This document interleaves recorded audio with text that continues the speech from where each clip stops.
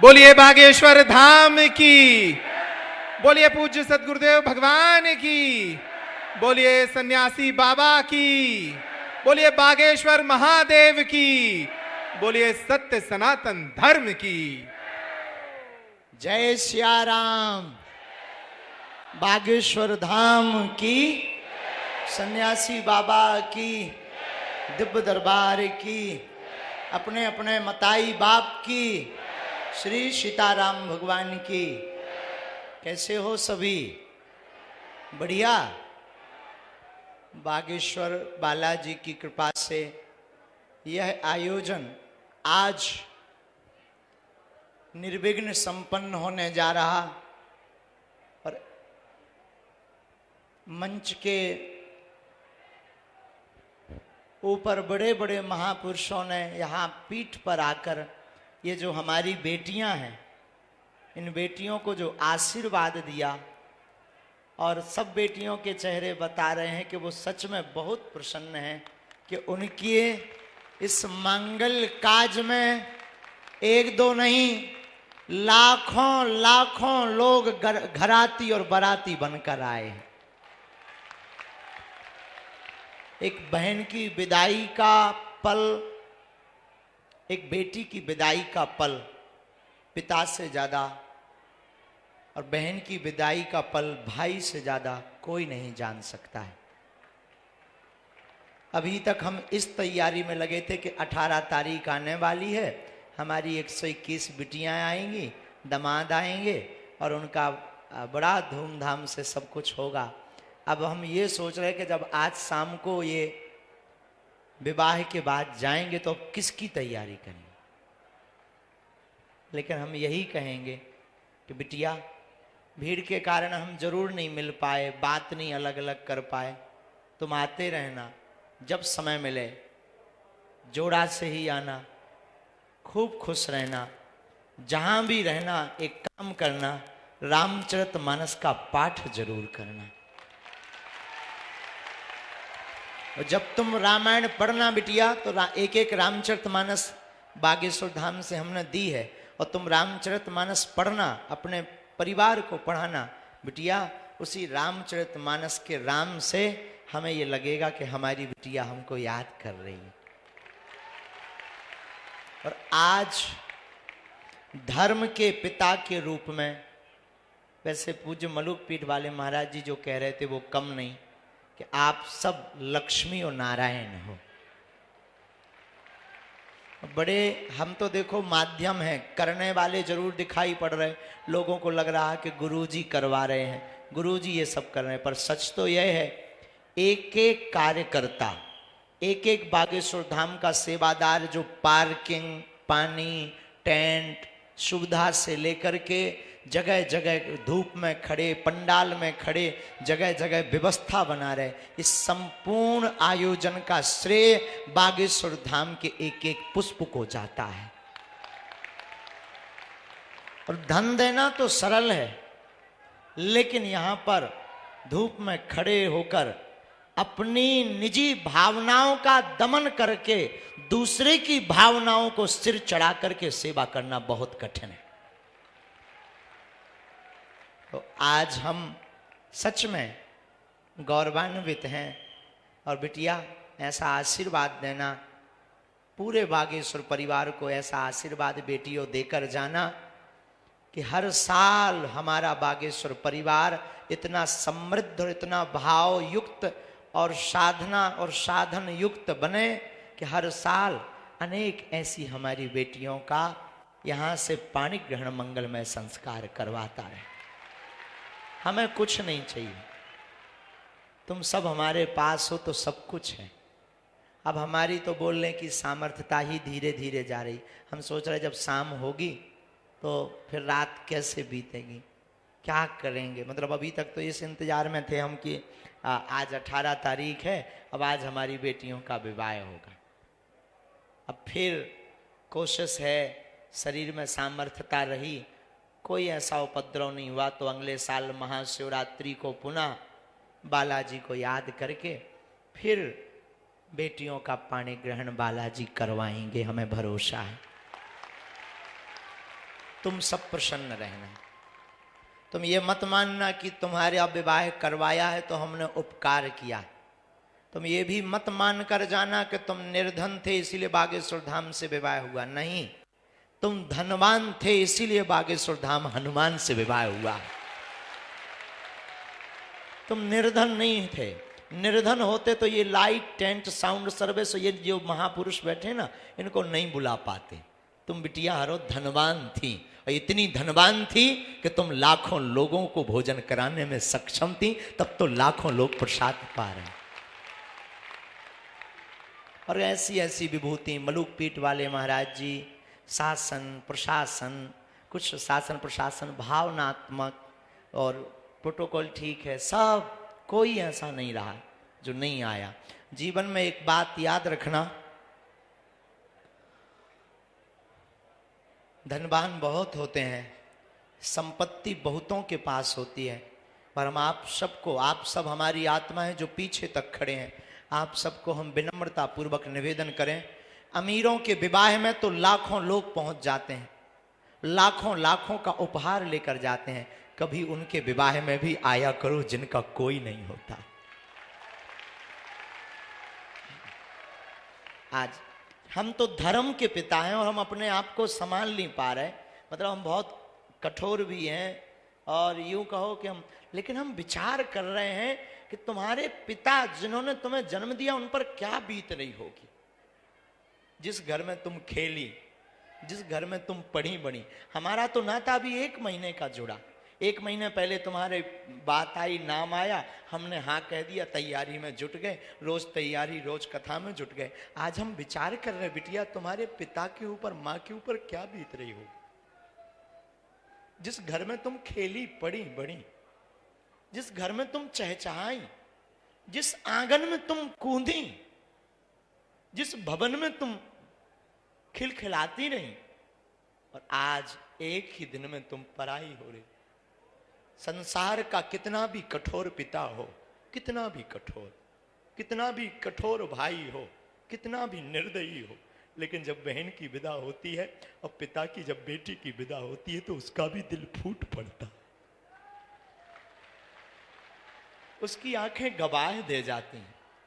क्योंकि बिटिया अनमोल उपहार है ईश्वर का। पुत्र तो केवल एक घर का नाम रोशन करते, बेटियां तो 2-2 कुलों का नाम रोशन करती। बड़े दिल वाले होते जिनके घर बेटियां होती हैं। कहने को तो ठीक है बेटी का आज विवाह हो गया, सच तो यह है कि अब बिटिया पर अधिकार किसी और का है। आज तक ये बिटिया हमारी थी, अब ये बेटियां एक ही दिन में, इतने दिन का नाता किसी, लेकिन भगवान भी अद्भुत है। हम यही प्रार्थना ईश्वर से करेंगे, जितने लोग यहाँ बैठे, हमें तो आप सब में ईश्वर नजर आता है। कृपा करके कभी भी अपनी बेटियों को नीचा मत दिखाना, कृपा करके कभी भ्रूण हत्या का सहयोग मत करना।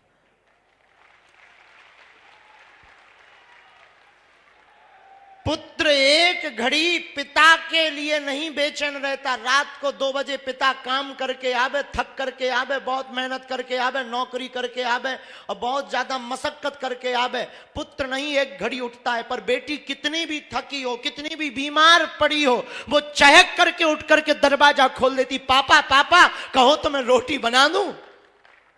भले ही उससे चाय बनाते ना बनती हो, लेकिन पापा पापा कहो तो मैं रोटी बना दूं।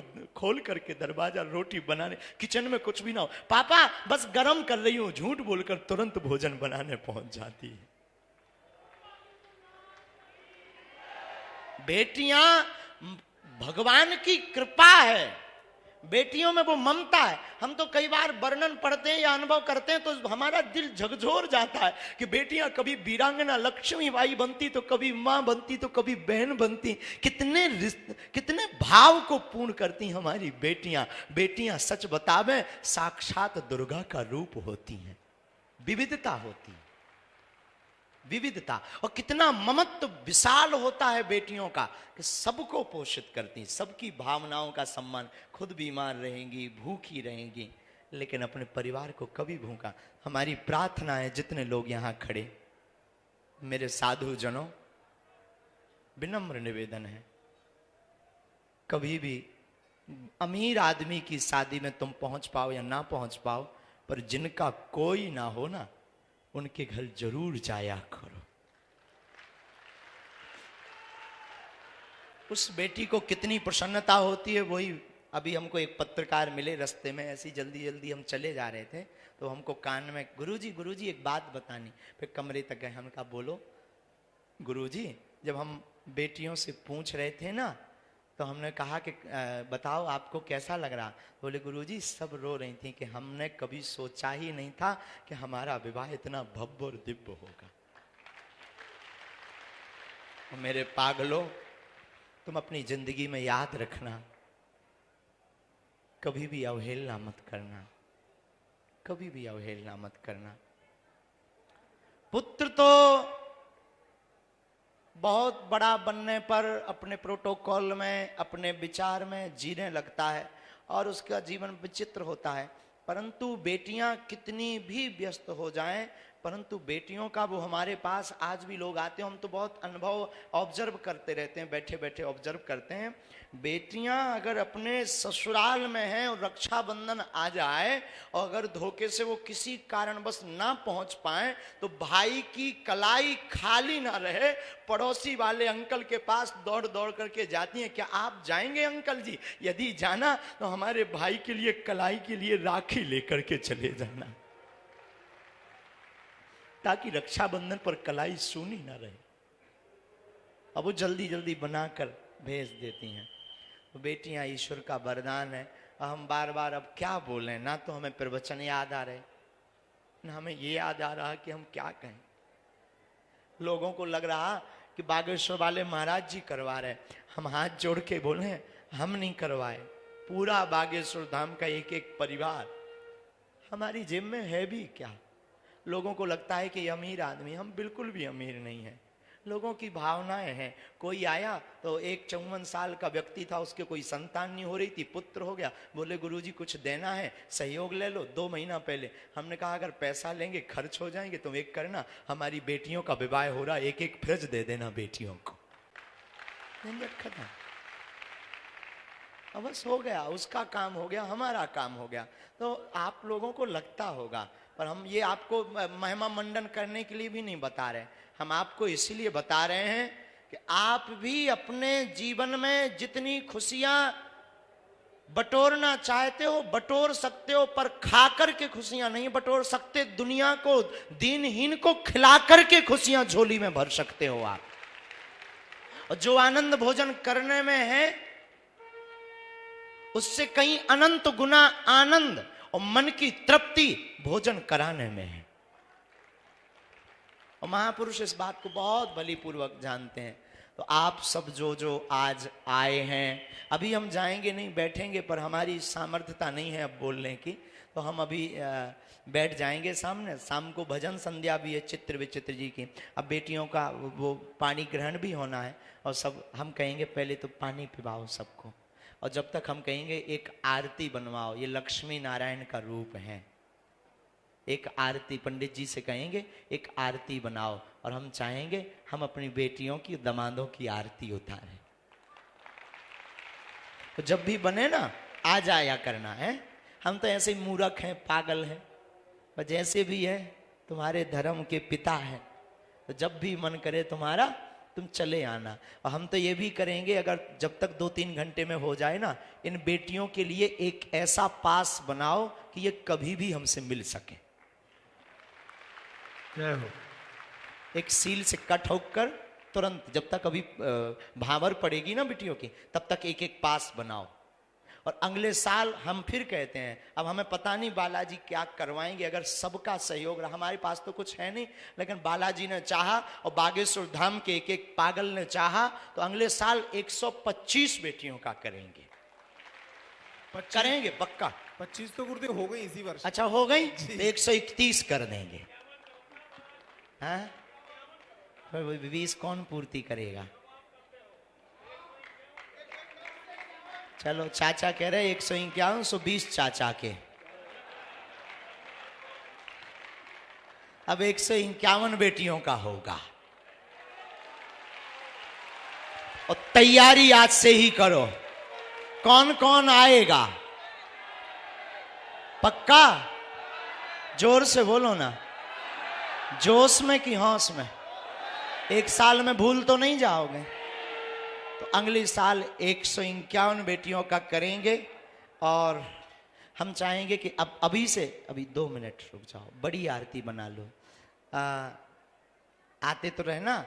और आज से ही तुम्हारी, अब फिर अगले साल तुम्हारी बहनों का विवाह होगा, उसमें आना है और जोड़ा से आना। बाल मुकुंद जी मिले ना, अब हम तो कुछ नहीं, बागेश्वर धाम से हैं हम, और तुम्हें क्या दे सकते? आशीष तो दे ही रहे, लेकिन हम तुम्हें ठाकुर जी दे रहे कि ये तुम्हारे साथ रक्षा में दोनों की जिंदगी भर रहेंगे।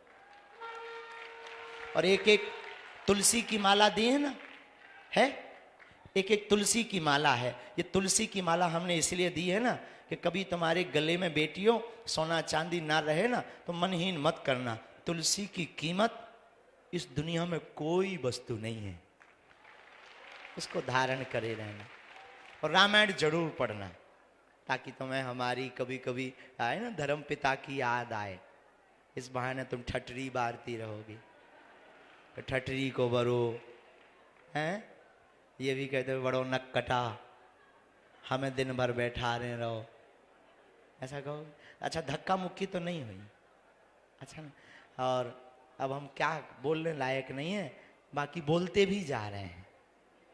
ये भी कह रहे हैं कि बोलने लायक नहीं है, लेकिन चुप भी तो नहीं हो रहा है। और चुप इसलिए नहीं हो रहे कि सबसे लास्ट में जो खड़े ना, उन्हें हम ठीक से देख नहीं पा रहे हैं। तुम्हें हम दिखा रहे, टीवी पे देखो। चलाइए भैया, मोई टीवी पे चला। कौन तो रे कक्का को अलग ने चला? हाँ चला। हाँ अब हम दिखाने। हाँ सब जने बहुत अच्छे हो, बहुत आप लोगों ने सहयोग किया, आपका हृदय से धन्यवाद। जुग जुग जियो और अगली साल की तैयारी करो, भारत हिंदू राष्ट्र की भी तैयारी करो। धन्यवाद।